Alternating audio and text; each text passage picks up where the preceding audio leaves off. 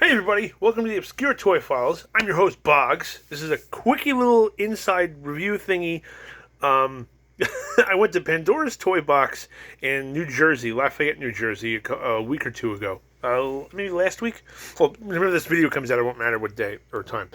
And he had this G.I. Joe Swamp Masher, and the box is so sun-bleached. Like, you can see the Super Trooper thingy and like the advertisement for it, and you peel it back, and that's the color the box is supposed to be. Judging by the sticker, it was sold at Eckerd for $6.49, and I don't know if it sat in their window for like a really, really long time, because this thing is so sun-bleached, you can barely make out any of the details. Like, it's just white and blue. There's no red. The red is gone. There's no more red, white, and blue. So I just wanted to kind of show off this really horribly mangled box. The contents are perfectly sealed and everything like that. There's nothing wrong. None of the pieces are missing. All the inserts are there. The sticker sheet I looked at, it was stuck to something else, but it's still pretty much good to go. But that's what's so funny. See, now, like I said, as you guys know from the channel, I'm an opener, and getting an opportunity to get a really good, cool vehicle, an old school vehicle, cheap, and I can open it. I don't have to worry about tearing open a really nice box. Like these types of packages, if you're an opener, they're perfect for you because they're usually inexpensive, and you don't feel bad opening it up because the box is so mangled. He had $85 on it, but he looked at it and said, "I'll do $50 for you." And I was like, "Sold, American! Shut up and take my money." So this is the front of the box. The other side of the box is equally sun bleached. Again, and maybe it was the sun was facing like this way, so it cooked the top of the box and the side. This is the left side and then the front. Then you turn it around to the other side, and the other side's not any better. So this thing was getting hit from all angles with the sun. Like, I really don't know how the heck they had this in their store. I mean, it was just like, and that happened when I took it out of the store. It just kind of went like, like this just from hanging open all these years, just fell off. So that fell off. This was on clearance. Looks like $325 maybe, because nobody was buying it. So apparently the Swamp Masher was never a popular vehicle. Then this other piece, this whole thing fell apart. Now the back of the box is fine. That looks perfect. I mean, that looks basically just how it's supposed to look. You get a good shot of the vehicle. You can see all the different colors on it. You can read like the Swamp Masher is a heavy-duty battlecraft out to grind all swamplands dry of Cobra. Its unique triad boggle wheels flip to climb over obstacles that Mother Nature dishes out. Now, it's not a great swamp vehicle, really, but it is a good, all-terrain vehicle. And it's not bad. It can hold 3 people. It can hold the driver. It has 2 missiles in front. It has an armor-piercing Gatling gun on top. And 2 guys can ride on the back. So for a little vehicle, it's not a bad deal at all. The bottom of the box is also pretty sun-bleached. So this thing must have been sitting on, I don't know what the hell where they had this. Oh, this little piece here, I don't know if I have it. Did it fall in the box? It did. Okay, sorry for the really rough and tumble way of looking at this. As my son comes around in the background. So this was an Eckerd scan strip. You would attach these to items you don't want people to steal. And if it went through the bars in the front of the store, we go, and it would go off and you would know they were stealing it. So it was sitting on this, and I went, and the glue rotted away. But you can just see how sun-bleached it is. Like, the artwork is it's just really funny to me, because it's like part of the artwork is perfectly fine and pristine, and then everything else is just like, there's no color left. Like, this one isn't as bad, maybe. You can kind of make out the red. Sort of. Not really, though. So this thing was just bombarded with sunlight had to be a heck of a long time for it to be this mangled. And but like I said, so the guy had it for $85, and I was like, I wasn't even going to get it. So I saw it on the shelf, and I was like, you know what? Since the box is literally falling apart on the shelf, let me ask him. I said, what could you do on this? And he goes, it's $85, but I could do $50. And I was like, oh, that sounds good to me. So like I said, all the contents are here. The contents of the box were, again, this is why it's good when Hasbro used to sell these in the sealed bag. I tore this part here so I could get into it. But everything's still sealed in there, so you got the parts for the Swamp Masher itself, including I call those like the chassis there and the missiles and some other stuff. And then the bag of wheels. So all the parts are here, which is good. Because you never know what open box is. You're always like, uh-oh, is there a piece going to be missing? Is something going to be flying around somewhere? It's not supposed to be here. Like, I got nervous for 5 seconds because I'm like, where's the Gatling gun? But it's right there. So I said, okay, so it looks like everything's intact. Which is awesome because, like I said, I've been eyeing this vehicle for a number of years. I'm going to be using it in my G.I. Joe 3.75 Division photo comic. Go check out G.I. Joe 375division.blogspot.com. You can read all 35 episodes. We just put up a new episode yesterday. And you get this, the thing that could be the next Joe from the Iron, the Steel Brigade. They have that in here. And this is dated 1988. Yeah, I didn't do this one. I did the gold-headed one that's worth more money. But I do remember these things. So you come with that. I put the sticker sheet in here. Thankfully, the sticker sheet doesn't come with a lot of things, except for like a couple of danger symbols, American flag, G.I. Joe sticker. And I have some of these G.I. Joe stickers reproed from toyhacks.com. So if I need to use those, I can. So like I said, not too many stickers, even though sometimes they work, sometimes they don't. It depends, because there was a tear in the bag. Like this bag was slit here, and then I opened it the rest of the way. Then we also got the instructions / blueprints. They're ready to go. We got that little, this is the end of Sergeant Slaughter thing we saw from one of the other reviews I did, I think when I was doing the Vindicator.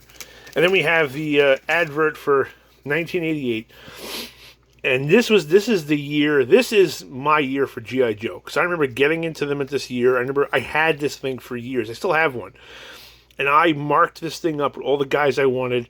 Like, it's funny because a lot of guys who got into G.I. Joe in 82 started getting out in like 87, 86.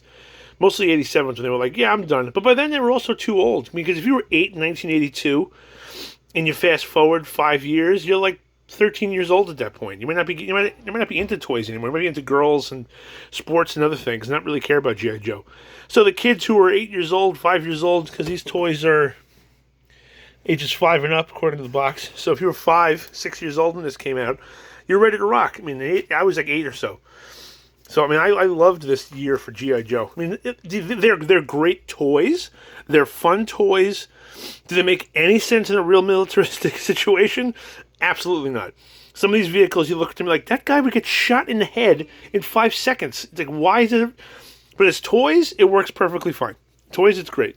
For the world of living toys, like in my role-playing game, Secret World of Toyboxia, which is where the G.I. Joe 3.75 Division characters exist, for that type of scenario, it's perfect.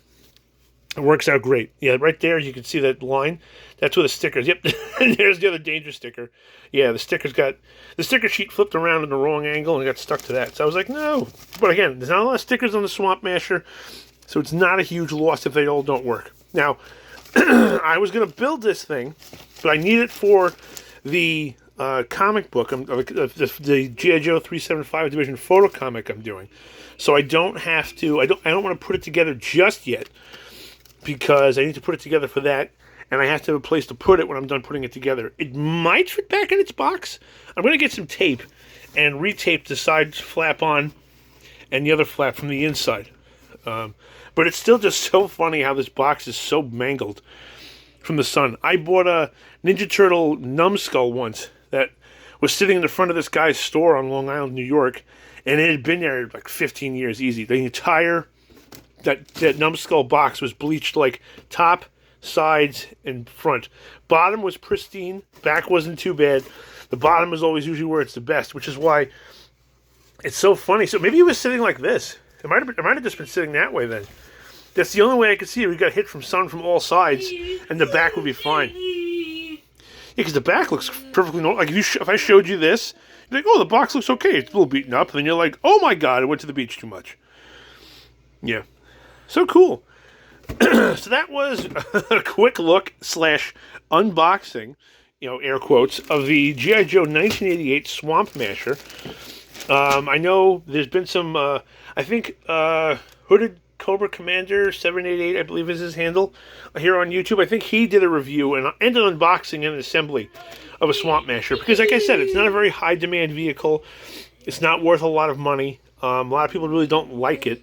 So it's one of those vehicles that, if you get it cheap, it's a great thing It doesn't come with a driver. So if you have some Joes you want to have piloting around, I'm going to be putting in my 1994 dial tone, who is in episode 35 of my G.I. Joe 375 Division comic. And this is his ride that he got. And then it's perfect because he has Pathfinder and 1983 Rock and Roll, and each of them can hang out on the back. So this little car can zoom around and give them somewhere to go. Yeah, but for the most part, like I said, it came with all the parts. These wheels still sealed in the bag. I haven't even opened them up yet, but they're all 12 of them are in there. This appears to have everything in there. I see one axle, 2, 3, 4. All the axles are there. Yeah, everything's there. Because you always have to be careful. Like I said, there was a little slit, like right here. It was just cut, but it wasn't enough for anything really to fall out. So I said, okay, because you never know sometimes. Like you can. I said, as long as the bag's intact, because that's the great part about G.I. Joes from back in the day. They always put all the contents and sealed them in a bag, usually. Some of the larger pieces wouldn't be, but the smaller vehicles, usually you lucked out and everything was intact like this, so that in the event the box is toast like this thing is, you can still get at all the stuff and not have to worry about it being broken or lost. All right, so that's it for now. Because my son's coming over to say hello. Toby, I'm doing a video for YouTube. I know, I'll be over there in a minute. Sweet monkeys. Okay, this was this is Boggs for our 1988, I believe 88. 88? Why don't I know this? Christopher. 88. 88 or 89, I don't know. I think it's 88 though. Pretty sure 88. G.I. Joe, Real American Hero, Swamp Masher, unboxing, air quotes. Because there really wasn't a lot to unbox. It was already kind of unboxed itself. But the most, so maybe consider this a haul video. There we go. It's a haul video. There's some bananas. All right. That's it, everybody. Stay tuned for more reviews. I am going to be doing a review on that Sonic Fighters Talking Commanders Overkill. I just need to get a chance to do that since I got to take him out of the box. I got to take him apart, and I got to put the new batteries in. So he's going to be a little tricky because I got to do some more work on him. I have the batteries. I got them from Harbor Freight, and we'll be good to go. I did do an unboxing of a Cobra Condor Z25 a couple of years ago. I'm trying to transfer the files from my photo account onto YouTube, and once that happens, I'll upload that too, so you guys can watch that video. It's very long. It's like 6 parts because I literally unboxed it, put it together, decaled it. It was a pretty intensive unboxing. Other than that, thank you guys for your time. Make sure to like and subscribe below. More stuff is coming as I get it. I know, Toby. I'm busy. All right, I'll talk to you guys later, and have a good night. Yo, Joe.